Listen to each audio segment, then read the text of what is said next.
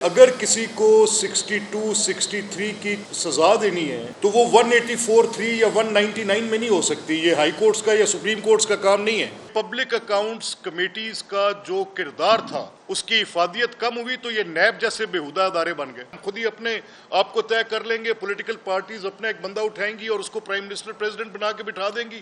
There is know role of the parliament. اس کو بیچ میں سے نکال کے پھینک دیں. کے پی سے وزیر اعلیٰ کی قیادت میں ایک جتھا لے کر آئیں گے. یہ جتھا بندی, یہ لشکر کشی دارالخلافے پر ہر اب تیسرے روز, یہ کیا سٹیٹ ہے؟ میرا ڈائیلاگ آج کیا ہے؟ میں سٹیٹ سے کہہ رہا ہوں اپنی ریٹ انفورس کرو. اگر آپ میں اتنی کیپیسٹی نہیں ہے تو یہ جنگل بن جائے گا. میرا یہ سوال ہے کہ کبھی تو یہ ترامیم کسی ایک شخص کو, فرد واحد کو اختیار دینے کے لیے کہ اس کے پاس یہ اختیار ہو کہ وہ جب چاہے عوامی نمائندگان کے ایوان کو رخصت کر سکتے ہیں, یعنی 58(2) بھی, وہ ترمیم بھی اسی کے اندر ہوئی. یعنی اس کے اندر آپ ایک اختیار کبھی کسی ایک فرد واحد کو دیں, اور دیں کس کے خلاف؟ اسمبلیز کے خلاف, پارلیمان کے خلاف آپ وہ اختیار دیں, مقننہ کے خلاف اختیار دیں.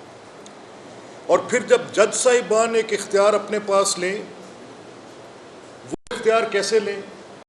اسی 58(2) کو میں تو سمجھتا ہوں ابھی اس میں بہت تشنگی ہے.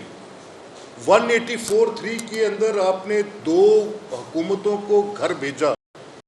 سوال تو کرے نا, یہ ہو کیا میں یہ بات کروں تو یہ کنٹینیوس ہے؟ میرا سوال ہے کہ 184(3) میں ایک شخص جو پوری میجورٹی لے کر بیٹھا ہے اور مروجہ قانون اصول یہ ہو کہ, اور وہی جج صاحب خود یہ پہلے طے کر چکے ہوں لاہور ہائی کورٹ میں بطور ایک ہائی کورٹ کے جج کی حیثیت سے, کہ اگر کسی کو 62, 63 کی سزا دینی ہے تو وہ 184(3) یا 199 میں نہیں ہو سکتی. یہ ہائی کورٹس کا یا سپریم کورٹس کا کام نہیں ہے. اس کے لیے کورٹ آف کمپیٹنٹ جورسڈکشن, یعنی جہاں شہادت قلم بند ہو سکتی ہو, بھلے سے وہ کوئی اینٹی کرپشن کی کورٹ ہو, ثابت کرے کہ یہ بات کی تھی, اس نے کرپشن کی ہے, شہادت موجود ہے, اس کے خلاف یہ ایویڈنس ہے, اس نے یہ غلط کام کیا ہے, یہ عوامی نمائندگی کا اہل نہیں ہے. یہ مطمئن نظر تھا کہ 184(3) میں حکومتوں کو گھر بھیجا جائے گا.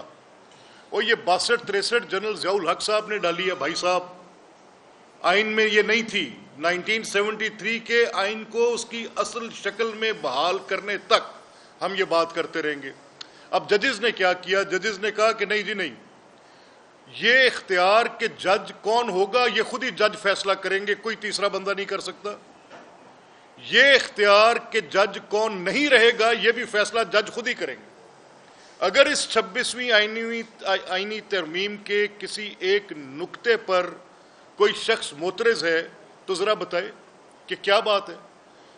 اگر ججز لگانے کا اختیار, ویسٹ میں آپ چلے جائیں, پہلے آپ دیکھ لیں وہ جو ڈیموکریسیز, وہ جو جوڈیشریز آن سرٹن پرنسپلز اپنی دنیا سے تعریف کروا رہی ہیں, کیا اس اپوائنٹمنٹ میں کانگریشنل کمیٹیز کا, ان ریموول آف ججز میں کانگریشنل کمیٹیز کا, کامنز کی کمیٹیز کا, لیجسلیٹو کمیٹیز کا کوئی رول نہیں ہوتا؟ انکویزیٹوریل رول ہوتا ہے, پوچھ گچھ کرتے ہیں سامنے کھڑا کر کے کہ بتاؤ کیسے تھا یہ. آپ جب کوئی اپنے لیے پرنسپل لیٹ ڈاؤن کریں تو وہاں کی مثال اٹھا کر لگا کر اس کو آپ ایک بڑا, ایک زبردست پرنسپل کے طور پر اس کو لا کے آپ اسے پوسٹ کر دیں. لیکن جب اس طرح کی بات پہ ان پرنسپلز کو اپلائی کرنا ہو تو کوئی تصور ہی نہیں کر سکتا, جو بات کرے گا وہ کنٹیمپٹ کرے گا. نو سر, دس از ناٹ لائک دس. یہ ایک درست سمت میں اٹھایا گیا قدم, ایک قدم ہے, ایک قدم. شاید ان کو کچھ اور چلنا پڑے. میں یہ کہہ رہا ہوں کہ یہ اراکین پارلیمنٹ صرف ایک بنیادی بات کو سمجھیں کہ اگر آپ یہ جگہ چھوڑتے چلے جائیں گے پھر شکوہ نہ کریں کسی سے. یہ ارکان پارلیمنٹ سوچیں نا کہ یہ پبلک اکاؤنٹس کمیٹیز کا جو کردار تھا, جب آپ نے اس کو ڈس فنکشنل کیا, غیر مؤثر کیا, اس کی افادیت کم ہوئی تو یہ نیب جیسے بےہودہ ادارے بن گئے. اور کیا ہوا؟ ملک کا ستیہ ناش کر کے بٹھا دیا. آئین کے اندر جو یہ چیزیں تھیں, جو 73 کے کانسٹیٹیوشن کے اندر بڑی ایک مفصل ڈاکومنٹ تھی, ایک کنسنسس ڈاکومنٹ تھی, لوگوں نے اپنی ضرورت کے تابع. ابھی دیکھیں یہ چارٹر آف ڈیموکریسی میں سگنیٹری صرف اے یا بی پولیٹیکل پارٹی تو نہیں ہے، صرف مسلم لیگ یا پیپلز پارٹی تو نہیں ہے، اس میں تو کئی لوگ شامل تھے، اور اس میں اگر آج تحریک انصاف والوں کی کوئی سیاسی سوچ بدل گئی تب شاید یہ تھی، لیکن اپنے مفاد کے تحت کوئی اور سوچ بدلے اور اس کے اوپر عمل درآمد کرنا چاہے کوئی کیسے کرے، لیکن اصول ایک ہی ہے، نو بڈی کین بی جج آف دیئر اون کاز. اور یہ صرف میں نہیں کہہ رہا، مجھ سے پہلے بڑے سنجیدہ لوگ جن کی لکھی کتابیں پڑھ کر اکثریت ان جج صاحبان کی آج اپنے فیصلے کرتی ہیں، سب سے پہلے مجھے اس طرف توجہ دلائی آج سے 6-7 سال قبل جسٹس فضل کریم صاحب نے. ان کی کتاب زندہ جاوید کتاب آج بھی The change is the only constant، وہ کتاب آج بھی منہ چڑھا چڑھا کر سوال پوچھتی ہے. مجھے انہوں نے کہا اس کی 300 کاپیاں کرا اور یہ جا کر ہر قومی اسمبلی کے رکن کو دیا کہ اس کو پڑھ لیں، شاید ان کے پاس وقت نہیں. میں تو سمپل ایک بات خواجہ صاحب کہہ رہا ہوں کہ یہ تبدیلی جو ہے جس میں آپ کہہ رہے ہیں کہ یہ ترمیم جو ہے آئین کے اس کے اندر، تو یہ بنیادی سوال کو طے کرتی ہے. اگر تو آپ یہ مناسب سمجھتے ہیں کہ میں بطور پارلیمنٹ کیوں بطور اسمبلی کے میرے کنڈکٹ کو الیکشن کمیشن ریگولیٹ کرتا ہے، وائی؟ کل کو یہ ایگزیکٹو کہہ دے جس بنیادی ڈھانچے کی تشریح وہ کر رہے ہیں جج صاحبان اس فیصلے میں، بیسک سٹرکچر کی ججمنٹ میں، کل کو یہ کہہ دے ایگزیکٹو کہہ دے کہ ہم پارلیمان کو جواب دہ نہیں ہیں، ان کا ہمارے سے کوئی تعلق نہیں ہے، ہم خود ہی اپنے آپ کو طے کر لیں گے، پولیٹیکل پارٹیز اپنا ایک بندہ اٹھائیں گی اور اس کو پرائم منسٹر پریزیڈنٹ بنا کے بٹھا دیں گی، دیر از نو رول آف دا پارلیمنٹ، اس کو بیچ میں سے نکال کے پھینک دیں. کیسے ہوگا؟ یہ کوئی موکری ہے؟ دس از a step in the right direction. اور اگر اس میں کوئی کمی ہے مجھے نہیں پتا، یہ پریروگیٹو لا منسٹر اعظم نذیر تارڑ صاحب کا ہے، پرائم منسٹر صاحب کا ہے، بلاول بھٹو صاحب کا ہے، پولیٹیکل پارٹی کے چیئرمین ان کا ہے، مولانا فضل الرحمان صاحب کا ہے، قومی اسمبلی میں بیٹھے اراکین کا ہے. یہ وہ اس کے اوپر اپنی برین سٹارمنگ کریں، ارکریزی کریں، دیکھیں، غور کریں اور اس کو واپس اپنے اصل اس بنیادی ڈھانچے میں لائیں جس میں ہونا چاہیے. میرا یہ ماننا ہے کہ آج کا جو معاشرہ ہے یہ الفاظ پر تشکیل دیا گیا معاشرہ. اس معاشرے کو آپ نہ تلوار کے زور سے بنا سکتے ہیں، نہ آج سٹیٹ کسی انیکسیشن کی بنیاد پر بن سکتی ہے، نہ آج سوسائٹی ادر دین کانسٹیٹیوشنل ارینجمنٹ کے سوسائٹی بھی ترتیب نہیں پاتی، سوسائٹی بھی نہیں آپ بنا سکتے. میرا یہ کہنا ہے کہ جو معاشرے الفاظ پر ترتیب دیے جاتے ہیں اس میں ڈائلاگ کے بغیر اور رستہ نہیں ہوتا. اگر آپ ایک فریق میں ہوں اور ایک فریق میرے مخالف پولیٹیکل پارٹی ہے، ہم لڑائی بڑھاتے چلے جاتے ہیں، اس کے نتیجے میں سیاسی عدم استحکام بڑھتا چلا جاتا ہے، تو اس کا نقصان کیا ہوگا؟ اس کا نقصان سٹیٹ کو ہوگا، اس کا نقصان سوسائٹی کو ہوگا، سٹیزن کو ہوگا. اس کا نقصان جو ہے اب مجموعی طور پر کبھی معیشت ترقی نہیں کر سکتی جب تک سیاسی عدم استحکام رہتا ہے. You keep on fighting to bring in the political stability. آپ دیکھیں، میں نہیں کچھ کہہ رہا، میرا یہ ماننا ہے کہ کچھ افراد کا، میں کیونکہ ایک بائی پارٹیشن پوزیشن پر مجھے چاہے میں ایک پولیٹیکل پارٹی سے منسلک تھا لیکن اسپیکر کے عہدے کا میں نے حلف اٹھا لیا، یہ آئینی عہدہ ہو گیا. اب میرے پر کچھ حدود و قیود ہیں، میں ایک خاص حد سے اس حلف کو اٹھانے کے بعد آگے نہیں جا سکتا. مجھے ایک بیلنس مینٹین کرنا ہے، درمیان کی بات کرنی. میں یہ کہہ رہا ہوں کہ اگر میرا کردار یہ ہو، آپ نے ابھی خود شہادت دی کہ میں اگر چیئر پہ بیٹھتا ہوں تو میں اپوزیشن کو موقع دیتا ہوں کہ آپ بات کریں. یہ ایک ایونٹ ہے نا، اور یہ اس کا کانسیکوینس ہے کہ آپ نے مجھے اس بات کی نشاندہی کی.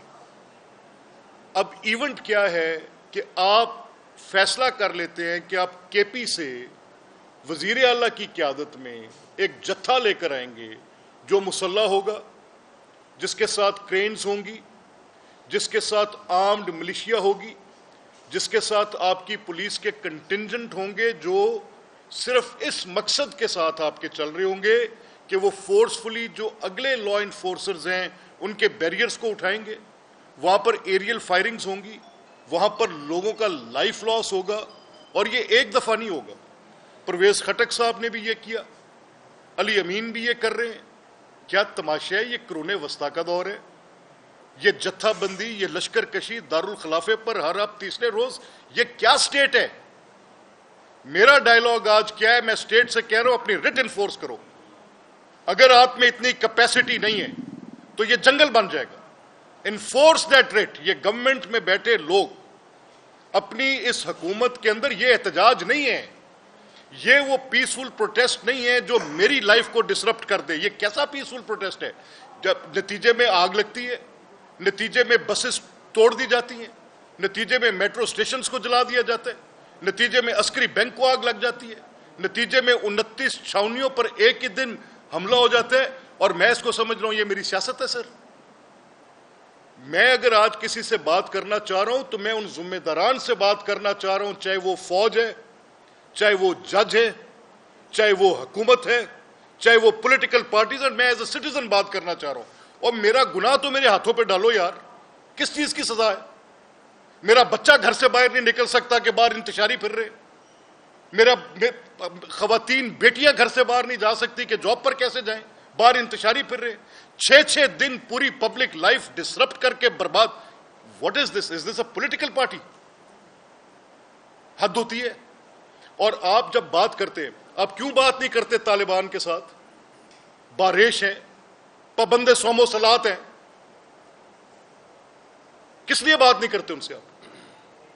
آپ ان سے بات کریں گے. میں جس جماعت کا کردار انتشار کا ہوگا, میں ڈائیلاگ کا حامی ہوں. آئے غلطی مانے, اگر میری غلطی ہے میں مانتا ہوں, تیار ہوں.